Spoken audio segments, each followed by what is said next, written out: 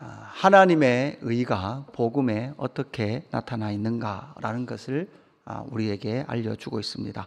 복음에 나타난 하나님의 의를 바울은 로마서 1장 18절에서 이미 우리에게 말씀해 주었습니다. 하나님의 의가 이 땅 가운데 나타났다라는 것을 로마서 1장 17절 복음에는 하나님의 의가 나타나서 믿음으로 믿음에 이르게 하나니라고 말씀을 했죠. 그렇게 하나님의 의가 복음에 나타났다라는 것을 말씀한 이후에 로마서 1장 18절에서 3장 20절까지 그 하나님의 의, 하나님의 복음을 왜 사람은 받아야 되는가, 그 인간의 비참함을 우리에게 말씀해 주었죠.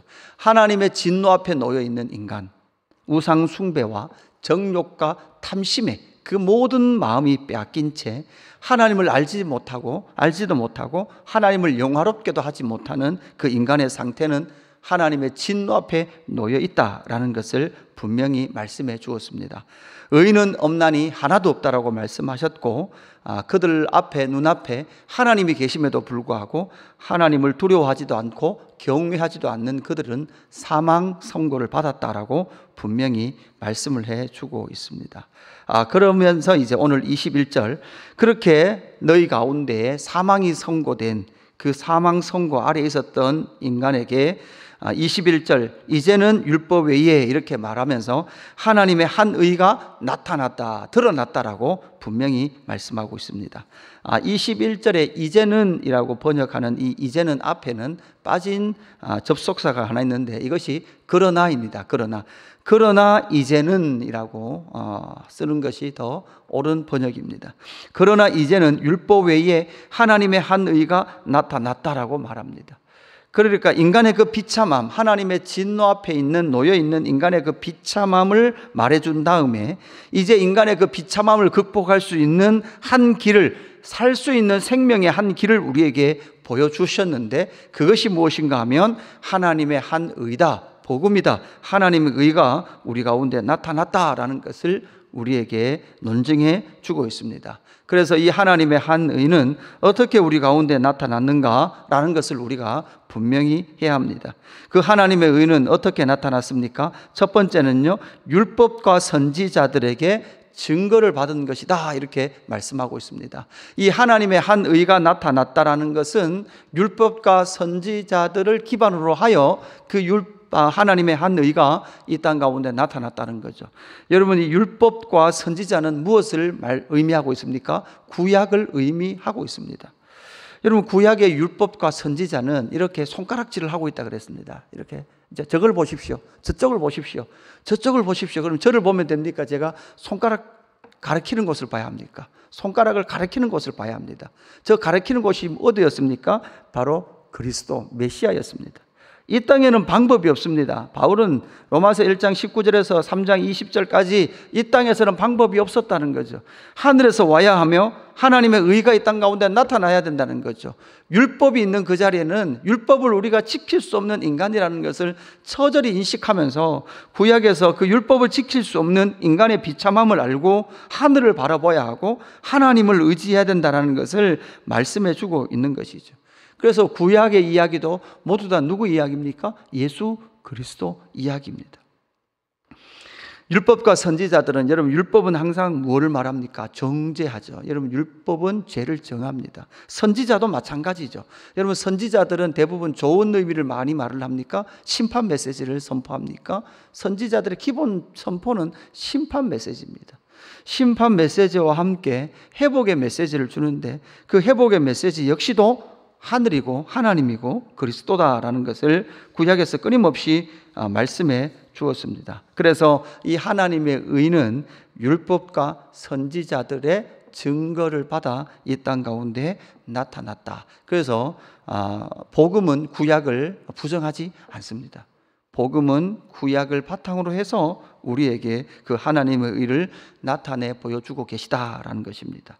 두 번째는 무엇입니까? 하나님의 의 안에는 23절, 24절, 25절 말씀을 다시 한번 보면 이런 말씀이 나오죠. 모든 사람이 죄를 범하였음에 하나님의 영광에 이르지 못하더니. 그러니까 사실 모든 사람은 원래는 어디에 이르러야 합니까? 하나님의 영광에 이르러야 합니다. 그렇게 지음을 받았습니다.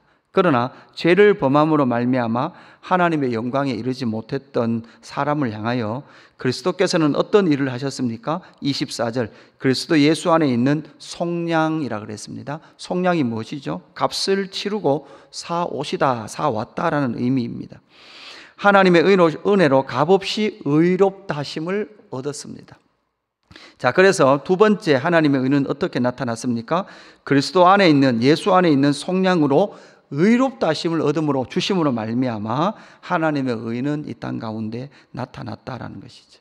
그러니까 이 땅에서는 방법이 없습니다. 로마서 1장, 2장, 3장에서 결국은 이 20장, 21절 앞에서 결론은 이 땅에서는 결국은 방법이 없습니다.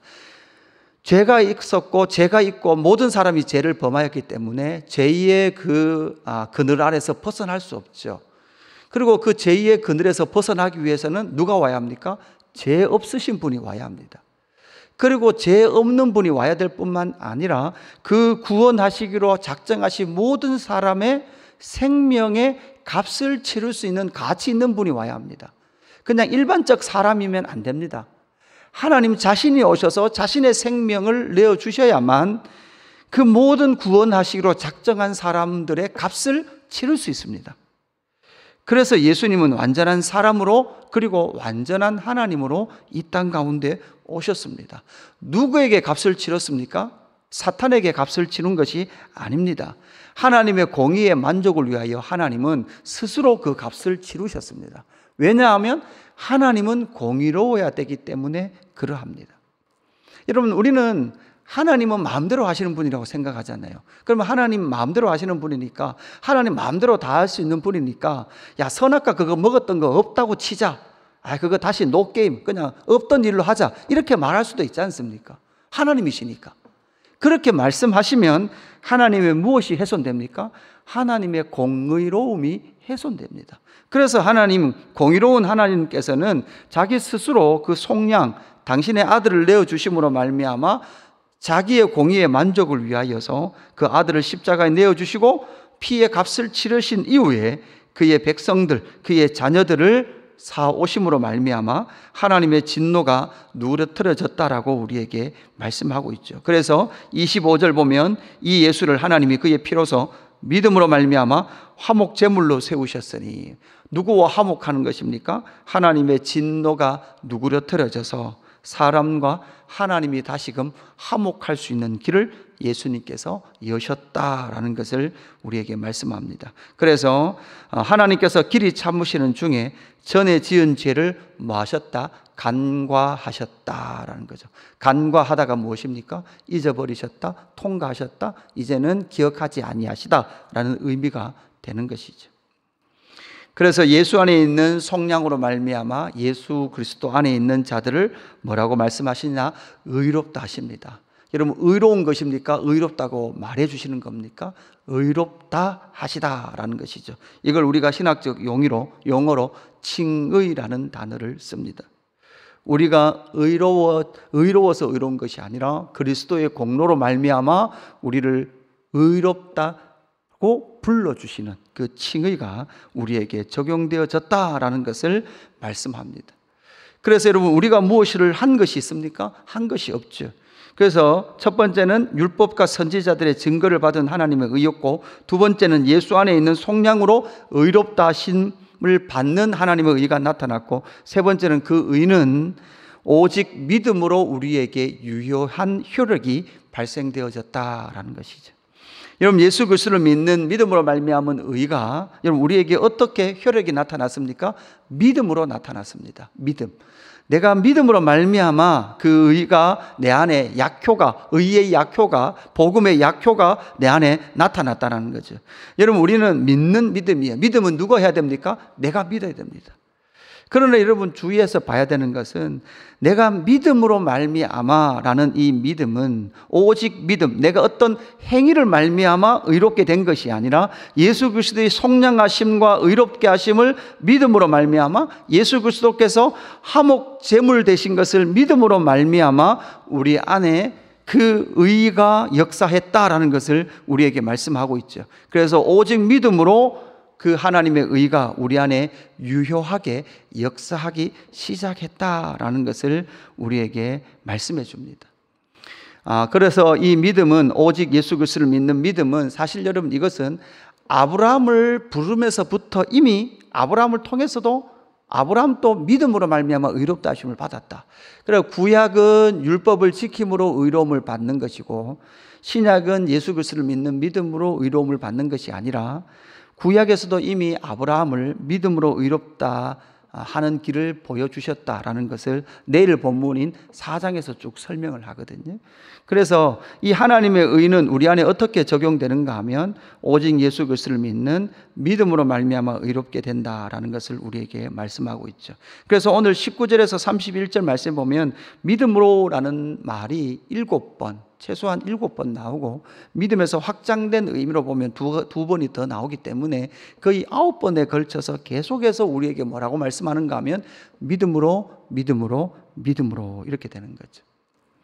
근데 이 믿음으로라는 것은 여러분 이런 거죠. 뭐 다시 설명을 드리면 여러분 이제 두통약, 뭐 진통제가 있어요. 타이레놀이 있죠. 내가 머리가 아프잖아요. 그래 머리가 아프면 여러분 뭐를 먹어야 됩니까? 타이레놀을 먹어야 되죠. 그럼 먹었는데 내가 머리 아픈 것이 없어졌어요. 그러면 타이레놀이 내 머리 아픈 걸 없앴습니까? 아니면 내가 뭘 먹어서 없어진 겁니까? 그럼 자, 이 포인트는 뭔가 하면 약의 포인트가 있습니까? 약을 자랑해야 됩니까? 내가 먹은 행위를 자랑해야 됩니까? 타이레놀 약효가 좋더라 이렇게 말해야 되죠. 내가 먹었잖아. 뭘 먹은지는 말 안 해주고 내가 먹었잖아. 자꾸 내가 먹은 것만 강조해요. 내가 먹어서 나았잖아. 여러분 내가 먹은 걸 강조하는 것이 아니라 뭐를 강조해야 돼요? 약효를 강조해야 된다고요. 그죠? 그 약이 내 안에 들어오는 것, 그건 우리의 먹는 행위, 그것을 믿음으로 여러분 이해를 하시면 되겠습니다.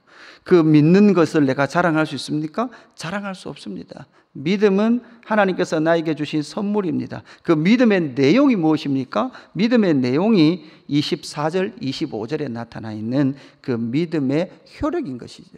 그래서 우리는 언제나 자랑해야 합니다. 무엇을 자랑해야 합니까? 예수 그리스도 안에 있는 속량을 자랑해야 합니다. 하나님의 의를 자랑해야 합니다. 이것이 바로 성도의 자랑이죠. 내가 믿었잖아. 이것이 우리의 자랑이 아닙니다.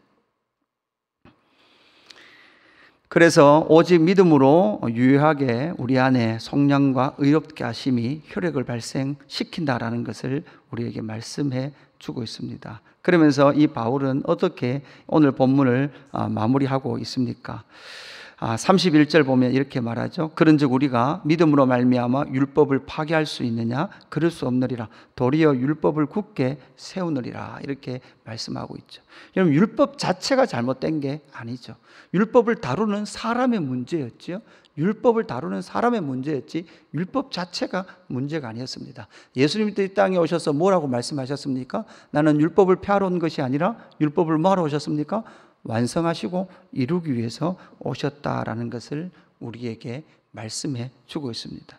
그래서 오늘 이 하나님의 의가 우리 가운데 어떻게 나타났는가라는 것 여러분 꼭 기억을 했으면 좋겠습니다. 율법과 선지자들 구약의 증거를 받아 하나님의 의는 이 땅 가운데 나타났고 예수 안에 있는 속량으로 말미암아 우리를 의롭다 하시는 그 속량과 의롭게 하심의 역사로 우리 가운데 나타났고 우리 안에 그것이 효력이 발생하는 것은 믿음으로 말미암아서만 그것이 효력을 발생한다. 우리가 무엇을 해한 나의 공로나 나의 의나 나의 열심이 아니라 예수 그리스도를 믿는 믿음으로 말미암아 그 하나님의 의의 효력이 우리 가운데 발생되었음으로 말미암아 우리는 생명을 얻었고 하나님의 영광에 이를 수 있는 길을 여셨다라는 것을 우리에게 말씀해 주고 있습니다. 기도하겠습니다. 하나님 아버지 감사합니다. 의인은 없나니 하나도 없고 하나님이 우리 가운데 계심에도 불구하고 눈이 어두워져서 하나님을 경외하지도 않고 두려워하지도 않았던 우리 가운데 하나님의 의를 보여주셔서 감사함을 드립니다.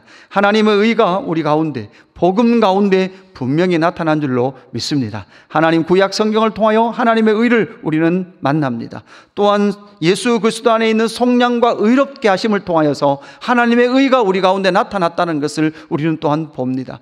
하나님, 그것이 내 안에 믿음으로 역사하고 있고, 내 안에 무엇을 부정해도 부정할 수 없는, 어떠한 부정 가운데도 부정할 수 없는 하나님과 주 예수 그리스도 안에 있는 속량과 하나님의 그 은혜로운 하나님의 의가 우리 안에 역사한다는 이 사실을 믿고, 오늘 이 하루도 하나님의 의로운 자들로 이 땅을 살아갈 수 있는 은혜를 베풀어 주옵소서.